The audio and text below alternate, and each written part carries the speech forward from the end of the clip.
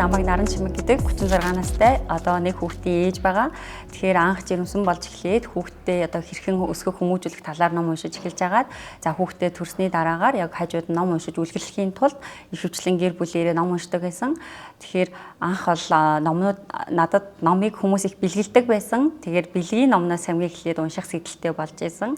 За өнөөдөр ч гэсэн миний авчирсан 3 номон дотор 2 нь яг бэлгийн одоо замаар над дээр ирсэн номнууд байгаа. Тэгэхээр найзууд болон танил ихчтэй тэгвэл хүмүүс санал болгодог номыг бас их унших дуртай. Энэ номын талаар чи уншиж үзсэн үү те? Яа надад ийм сэтгэл төрлөө чамд ямар санагдах вэ гэх жишээний зүгээр энгийн ярианаас эхлээд ном унших сэтгэл бол төрж исэн анх. Тэгэхээр одоо бол яг өөрөө ном унших цаг гарахаар ном уншдаг биш. Зөвхөн номоо уншихын тулд өөрөө цаг гаргадаг. За миний хувьд бол ном уншина гэдэг нэг талаараа стресс одоо ангиж ярах те яг өөрөө зөвхөн цаг зарцуулаад нэг төрлийн бясалгал болдог учраас яг ном унших цагаа зөвхөн өөртөө зориулаад гаргадаг байгаа. Одоо яг миний хамгийн эхлээд ярих ном бол энэхүү ном байна. Бас 19 онд би Солонгост амьдардаг байсан. Тухайн үед манай найз надад энэ номыг бэлгэлж ийсэн яг төрсөн өдрөөр маань.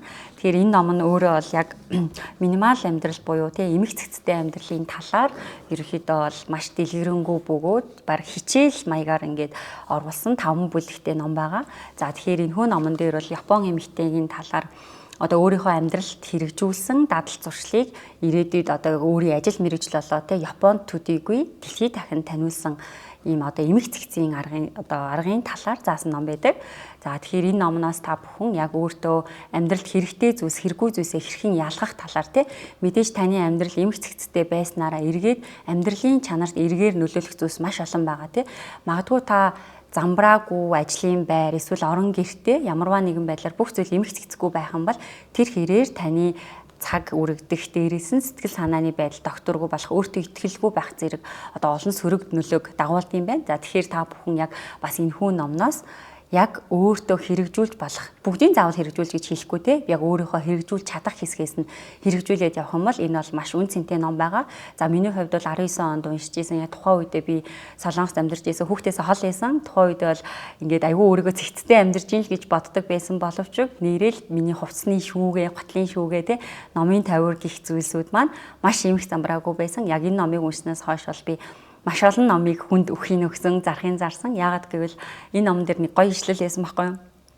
Хэрвээ таны амьдрал те таны гэр дотор за хувцсны шүүгээ эсвэл номын шүүгэнд нь нэг жилд нэг удаа те хэрэглээгүй нэгээс дээш удаа хэрэглээгүй зүйлс байх юм бол тэдгээр зүйлсийг одоо яг очих хэвээр газар нь очивол те эсвэл өхөн байвал өгөөд эсвэл хаях бол хаях хэвээр гэдгийг энэ дэр аягүй сайн бичсэн байсан. За мөн бас нэг гоё жишээ нь болохоор одоо бид нар гэртээ байх хугацаанд хүмүүс тэгдэг штэ тий нэг онц гэрийн хувцас гэдэг нэг муухай хувцас өмсдөг тий тэр нь бол маш сөрөг байгаа. Яагаад гэвэл таны гэртээ байх цаг хугацаа бол амьдралын одоо хамгийн аз жаргалтай тав тухтай байх орчиндөө та яагаад заавал муухай хувцас өмсөх ёстой гэж танд одоо тухайн хувцас хэрэглэл зүйлс маань эргээд гой үн цэнтэй мэдрэмж өгөх.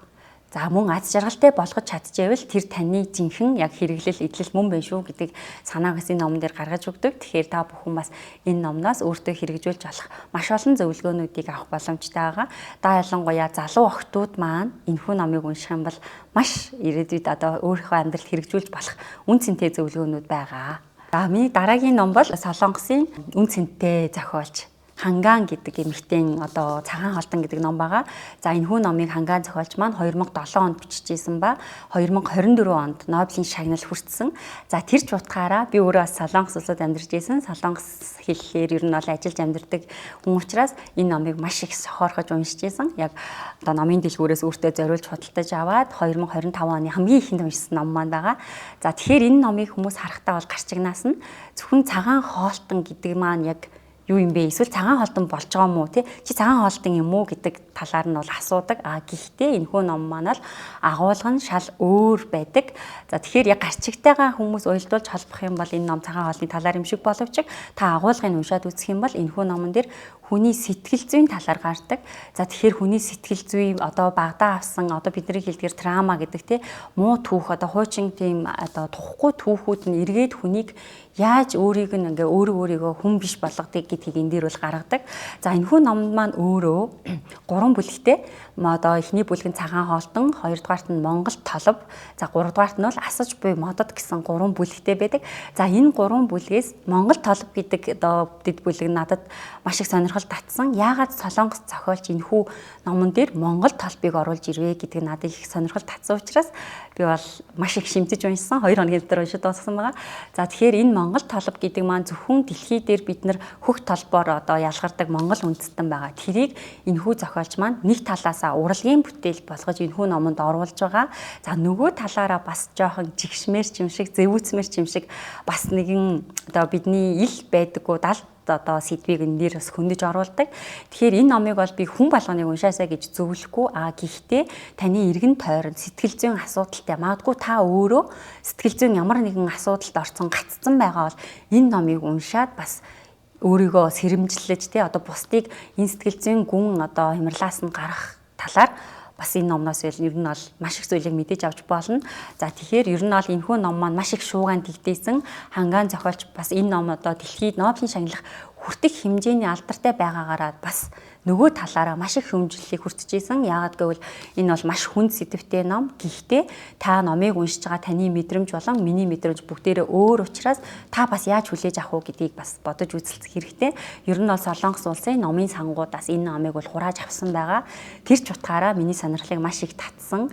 Ер нь бол хүнд сэдвтэй гэж хэлж болно. Гэхдээ хүнд ч гэсэн энэ бол хүний амьдралд байдаг эмзэг сэдвүүдийн нэг учраас та ч гэсэн бас нэг уншаад үзэхэд бол гимгүү. Гэхдээ өсвөр насны хүүхдүүд бол шат хэрэггүй. Яагаад гэвэл яг насанд хүрсэн ээж, эмэгтэй, эрэгтэй те та бүхэн бас ирээдүйд хүүхдтэй ямар сэтгэл зүйн мэдрэмжтэй хүүхэд өсөж гинүү гэдгийг бас энэ дээрээс ойлгож авах боломжтой байгаа шүү. За тэгэхээр энэ номыг бас та бүхэнийг сонирхоод үзээрэй. За миний дараагийн ном бол маш гоё ном байгаа. Тэгээ бараг хүн болгон бол мэдчихэж байгаа те. Элизабет Гилберт гээд эмэгтэйн эд залбир хайрал гээд ном байгаа.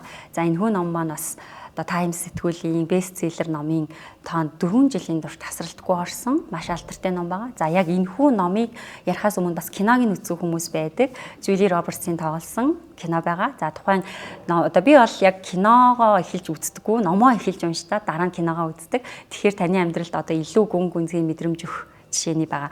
За энэ номыг мөн адил 22 онд төрсөн өдрөөр манай найз надад бэлгэлж ийсэн. Бас би яг тухайн үед Солонгос руу нисэж таараад 3 цагийн нислэг дээрээ бараг их хэсгийг уншиж ийсэн. За энэ ном бол яг эмэгтэйчүүдэд за өсвөр насны охтуудад бол илүү түлхүү уншаасаа гэж зөвлөмөр байна. Яагаад гэвэл энэ дээр эмэгтэй та за бас эрэгтэй ч хүн байж болно те. Яг өөрийгөө олохгүй нэг л одоо амьдралд нэг зүйл дутуу байгаад байгаа юм шиг санагдаал те. Одоо байгаа амьдрал маань болоод байгаа хэрнээсээ миний сэтгэл нэг л ханахгүй байна гэж үзэх юм бол ер нь яг энэ номыг уншаад өөрийгөө олох яг хүнийг хайрлах нь юу юм бэ? Бид нарын өдөр тутам идж байгаа хоолны амт тэр амтыг одоо мэдэрсээр ямар зүйлийг илүү ойлгож авч байгаа. За мөн залбир гэдэг маань яг заавал таныг шашин шүтэх гэж байгаа юм биш. Та ямарваа нэгэн зүйлд тэл үнэмшилтэй залбиралтай байх нь эргээд таны амьдралд маш том хүч өгдөг. За тэгэхээр энэхүү эмэгтэй бол яг өөрийнхөө амьдралын бодит түүхээс сэтүүлсэн одоо Итали, Энэтхэг, Индонез гэсэн 3 сарын турш аялах байх хугацаанд идэх одоо буюу одоо хүний амтлах мэдрэмжтэй Итали улсаас та жинхэнэ кофений амтыг, жинхэнэ пиццаны амтыг мэдрэх боломжтой.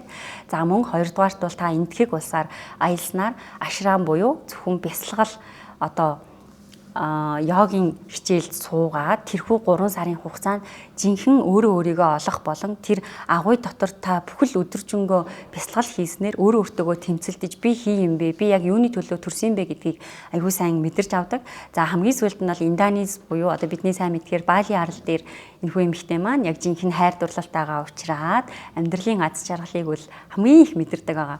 За энэ номыг уншсанаар ер нь бол миний хувьд би ядахандаа Бали явж үзээгүй л дээ. Гэхдээ үнэхээр Бали миний нүдэнд харагдаж байгаа. Би яг өөрөө наранд дуртай. Нар жаргах, нар мандахыг Бали Убу дээр те та нар яг ингээд нүдэндээ төсөөлж харна. Тэгэхээр энэ ном бол таныг одоо маш олон сэтгэл зүй болон өөрийгөө олоход туслахаас гадна зүгээр л яг ингээд өнгөт ингээд одоо ингээд аяллыг танд өгнө гэсэн үг. Нүдэн анхад танд яг Бали дээр та яг ямар мэдрэмж авч ийнү гэдгийг энэ номноос бол авч чадна. Одоо яг миний 3 жилийн төлөвлөгөөнд дотор Бали дээр 3 сар амьдрах мөрөөдөл бий болсон байгаа. Тэгэхээр энэ ном бол залуу охтуудад, эмэгтэйчүүдэд яг өөрийгөө хайж байгаа хэн бүхэнд бол хамгийн гоё ном байгаа шүү. Тэгэхээр энэ номыг та бүхэн заавал уншиж үзээрэй. За энэ номыг бол яг миний хувьд ингээ анх харахтаа амар зузаан ном байна тий. Яа би хизээ уншиж дуусгана гэж бодож исэн. Гэхдээ би бол энийг байн эхлүүлдэг байсан. Тэгээд жилийн дотор бол ер нь бол энэ номноос салаагүй.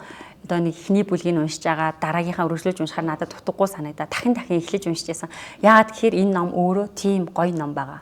Тэгэхээр яг 108 одоо хэсгээс бүрддэг 108 эрхийг бэлэгддэг. Тэгэхээр та бүхэн яг энэ хүү номыг анханасаа уншихаар төлөвлөсөн бол яг өөрийгөө энэ хүү номонд зориулж уншаарай. Магадгүй дундаас нь та орхисон бол дахин эхлэхэд бол харамсахгүй гэж хэлмээр байна. За ер нь бол яг одоо бидний өдөр тутмын амьдрал нийгэмтэй одоо бүх зүйл маш их стресстэй болон оюуны ачаалттай амьдарч байгаа нийгэмд та яг өөртөө зөвхөн өөртөөгөө ажиллах цагийг гаргаад ном унших нь бол маш их бясалгал болж өгдөг. Миний хувьд бол одоо ер нь бол бас стресст өртөмтгий хүн гэж байдаг шүү дээ. Би ер нь бол бас тийм талтай хүн. Мэдээж би өөрийнхөө сайн тал, давуу талыг аль алийг мэдчихэж түүнийг нөгөө талаар нь эргэжүүлнэ гэсэн үг. За миний хувьд бол стресстэх магадлал ихтэй байдаг учраас яг өөртөө кофе аяглаад номоо уншаа суух орчин одоо бүрдүүлнэ гэдэг нь бол аюу үнцэнтэй байдаг. За тэр ч утгаараа манай гэрт бол яг одоо манай хүүхдийн хэлдгээр эморлын булан гэж байдаг. Ингээ сандалтай, ширээтэй яг кофений ширээгээ тавиад номоо уншаад яг тэрүүхэн хэсэгтээ ингээ ганцаараа суух нь надад бол маш их ингээ тайвширлыг өгдөг. Ном уншина гэдэг чинь өөрөө таны оюуны бясалгал буюу зөвхөн та өөртөөгөө ажиллаад яг номон дотроо төвлөрөөд яг одоо цагтаа амьдарч байгаа одоо хамгийн том давуу талыг өгч байгаа учраас ер нь бол та бүхэн цаг гарахаар ном уншдаг биш, номоо уншихын тулд цаг гаргадаг байгаарэ гэж хэлмээр байна. За ялангуяа залуучууд маань тий одоо утас мөнхийн ширтгэхэр давуу тал одоо сөрөг тал бол маш их байгаа штэ нүдний хараанаас ахуулаа тий. Тэгэхээр та бүхэн ном уншснаар өөрийнхөө оюуны бясалгал буюу одоо майндсетээ илүү сайн сайжруулна, стрессээс ангижирна, яг өөртөөгөө ажиллах боломжийг олгож өгч байгаа учраас аль болох номыг түлхүү уншаарай гэж хэлмээр байна. За яг одоо тэгэхээр өнөөдөр миний уншааж та бүхэн танилцуулсан 3 номноос та бүхэн яг алийг уншиж исэн бэ те яг танд ямар сэтгэл төрж исэн бэ тэрийгээ бас комент хэсэгт бидэнтэй хуваалцаарай.